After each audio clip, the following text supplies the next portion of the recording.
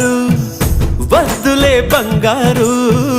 నిప్పులాంటి ఆశయాన్ని అంటదు ఏ గీడు మనసులో కన్నీరు తలచిన తనవారు కరిగిపోయే రగిలిపోయే తోడు నీకున్నాడు